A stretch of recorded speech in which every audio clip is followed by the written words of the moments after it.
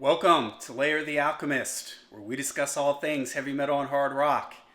On today's episode, a first in my new series here of getting into vinyl for beginners. This is something that I've been thinking about doing for a while. I get a lot of questions about advice on buying vinyl, on turntables, and I thought, all right, let's do this. Let's start right from the beginning.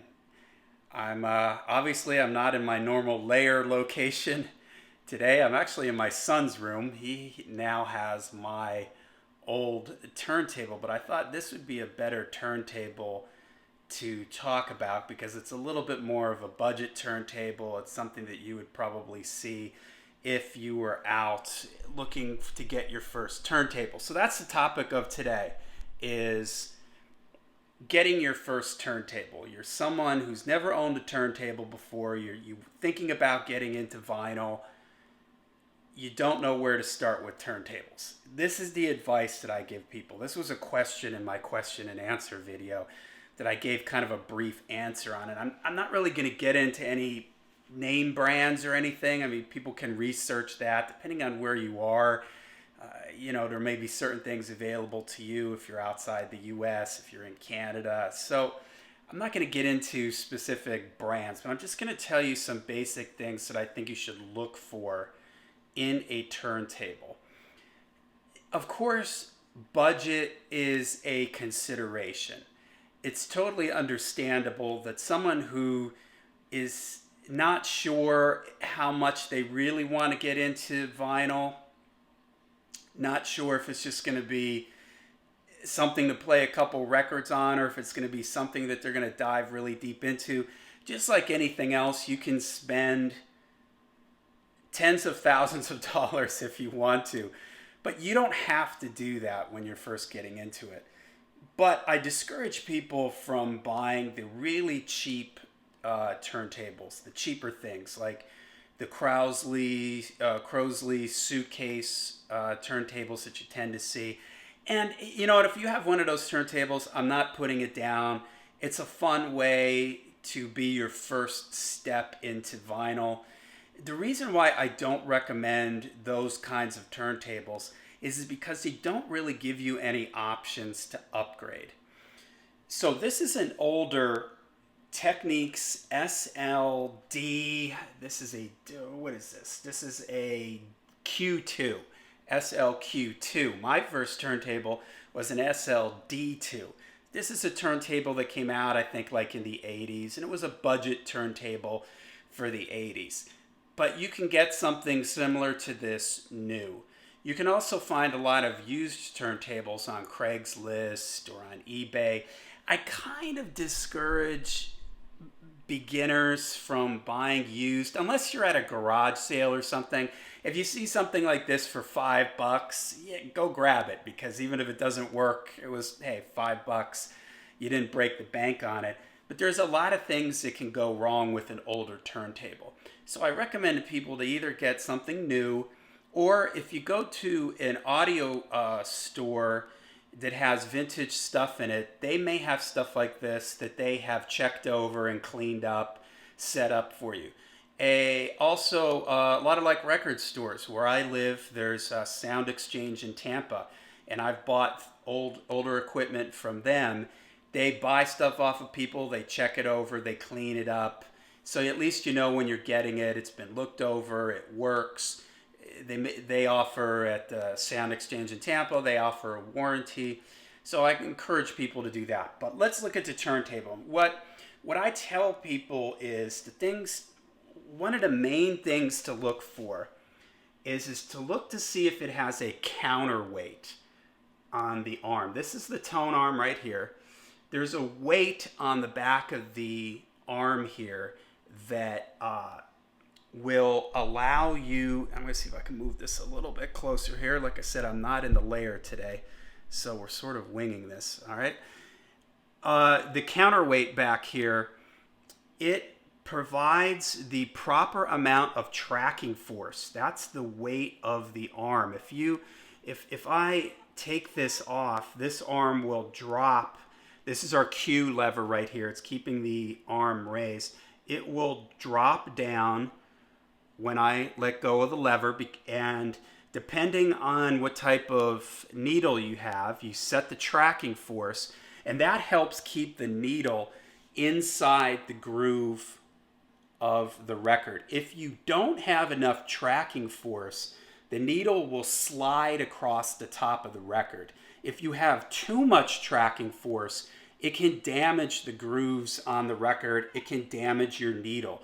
So a lot of times cheaper turntables that do not have a tracking weight on it, you can't set this. And I've had friends send me messages, oh, I just bought this turntable from Target, and the needle slides across the top of the record. Well, that's because there's not enough tracking force on it. And if there's nothing to adjust it, there's nothing you can do about that. You're just stuck with it. Here you can adjust the tracking force according to what type of cartridge and needle you have. And that is something that when you buy a needle in a cartridge, they will tell you in the instructions how much tracking force to put on it. Okay, so that's the number one main thing, a weight in the back for tracking force. The other thing is right here. This is an anti-skate adjustment. I'll try to point to it here with, I don't know how well you can see that on the camera. What the anti-skate does, you have a circular thing here. So the record is circular. And when you're spinning around and you put the needle on the record, as it moves towards the center of the record and the grooves get smaller as you get towards the center, it starts pulling the tone arm towards the center of the record because the grooves are getting smaller. On the outside, they're bigger. And as it goes towards the center, there's more centrifugal force, or whatever you will call it, pulling it towards the center. And the anti-skate helps counter that so that the needle isn't getting pushed towards the center of the record.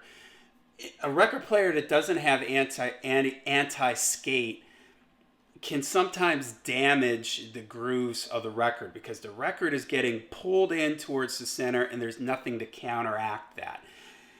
So that's the two big things in a decent turntable. And you don't have to spend a lot. You can get a $150 to $200 turntable that will have a counterweight and an anti-skate. If you see those two things on it, you know that it's better than it's a decent turntable. So that's a good thing to look for in the beginning. There's, of course, a lot of other things that audiophiles will tell you. This is an S-shaped tone arm. There's some tone arms that are straight tone arms, and there's people that will argue all day long about which ones are better. I'm not an audiophile in that way. I'm somebody that I want it to sound good, but I don't obsess over every little detail. I'm sure that there's some things that I might say in this video that some audiophiles might take issue with.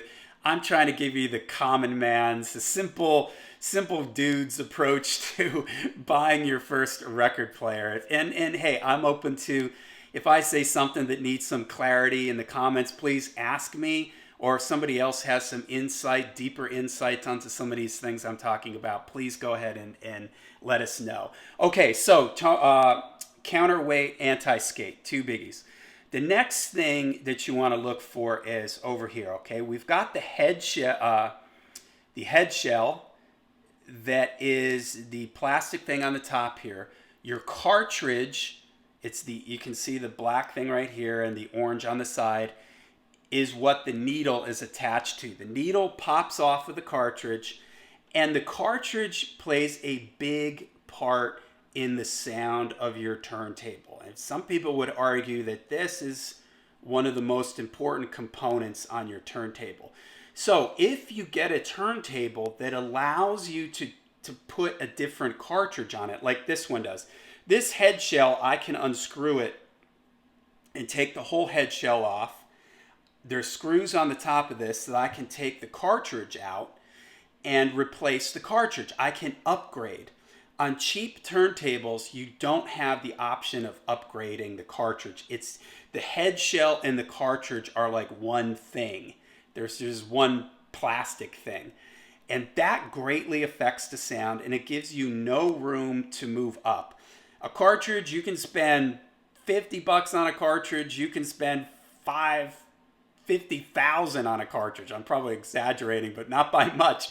You can spend a fortune on a cartridge if you want to. And this is one of the crucial points in sound on your record player. So having the option to upgrade is very important. So you can get a $150 turntable, a new $150 turntable, and the cartridge, of course, is going to be not the greatest cartridge in the world. That's why it's a $150 turntable. But if you buy it, you're getting more and more into vinyl.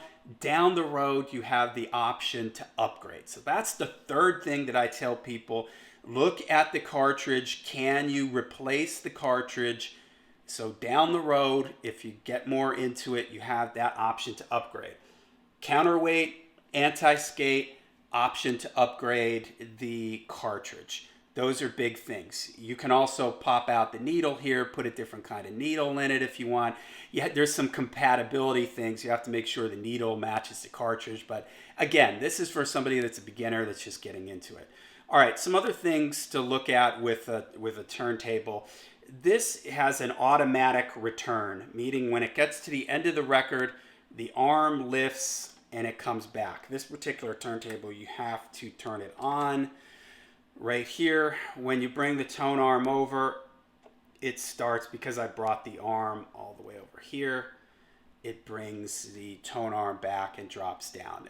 Audiophiles don't like that because it adds an extra motor type thing to it, and they feel any extra motors in there creates more possible noise. Audiophiles tend to shy away from that. I don't know. I don't have an issue with that, but to me, that's a nice feature. There's also, you'll see direct drive and belt drive turntables. Usually cheaper turntables are direct drive, or beginning turntables are direct drive like this. That means that there's a motor inside here. DJs like that because when you bring the arm over, the motor starts up really quickly. You drop the needle, it's right up to speed. A belt drive turntable will have a belt that wraps around the outside of the turntable, and the motor to turn the turntable is on the outside here somewhere, usually in the corner of the turntable. And audiophiles believe that by keeping the motor for the belt drive outside, it helps reduce noise. So usually on higher end turntables will be belt drive, but belt drive takes like a second or two for it to quake. My turntable, it takes a second or two to get up to speed. So DJs and things like that, they like the direct drive turntables. Also, you can push it backwards with a direct drive turntable. You'll usually get the option of 33 and 45 RPM, depending on, this is a 33 record. Usually smaller 7 inches are 45s, but those are things that are usually standard. On more expensive turntables, you're going to get a heavier, what's the word for this? Plinth, I think is the word they use, sort of the main part of the turntable. A heavier turntable with more weight to it helps keep down vibrations, and the less vibrations and feedback, it'll help prevent feedback, because the needle on a turntable is very sensitive, can pick up on a lot of sound. If you're cranking your receiver down here and you got your speakers near it, it can start to feed back if you're not careful, and if you have a really cheap sort of plastic turntable. It's also nice to look below to see if there's feet underneath that allow you to adjust it so you can level your turntable properly. The other thing you have to remember with a turntable is that you need to have a receiver, and you can't see my receiver down here, but it's an older receiver. You need to have a Phono preamp in your receiver. If you do not have that, you will need to either buy, let's say you just have like a surround sound system, you will need to buy a separate Phono preamp, or a lot of introductory turntables, good budget turntables, will have a Phono preamp built into the turntable. So that's something to look into. Check your receiver if you have one. Does it have a Phono preamp? If it doesn't, you want to get one that has a Phono preamp. Or better suggestion is to get a receiver, and we're going to talk about receivers at another time. See if you can get a nice used receiver somewhere, a new receiver that has a phono preamp. A lot of receivers now come with them because of the vinyl revival. But if it doesn't have the phono preamp, you either have to buy a phono preamp separate or have there be a phono preamp built into the turntable. Some turntables now even come with Bluetooth capability, so you can just Bluetooth it right from the turntable directly to your speakers. Better turntables usually don't have a phono preamp in them because, again, that idea of an extra mechanism in there, the phono preamp can color the sound, and usually 9 times out of 10 the preamp built into your receiver, especially if it's a nice receiver, is going to be better than any preamp they can put inside the turntable. Okay, so there you go. There's a quick breakdown of introductory to turntables, what to look for. 3 key things: the weight, the anti-skate, can you change the cartridge? Everything else after that, you know, is just preferences, colors, and stuff like that.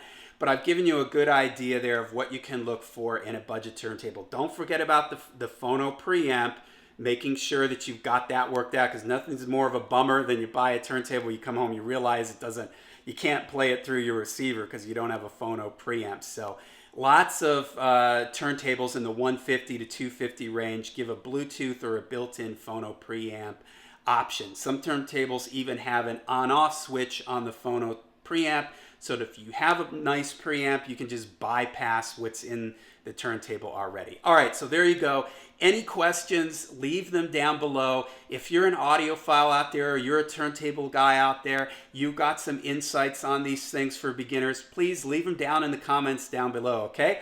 And until we see you again, make sure you rock hard, ride free.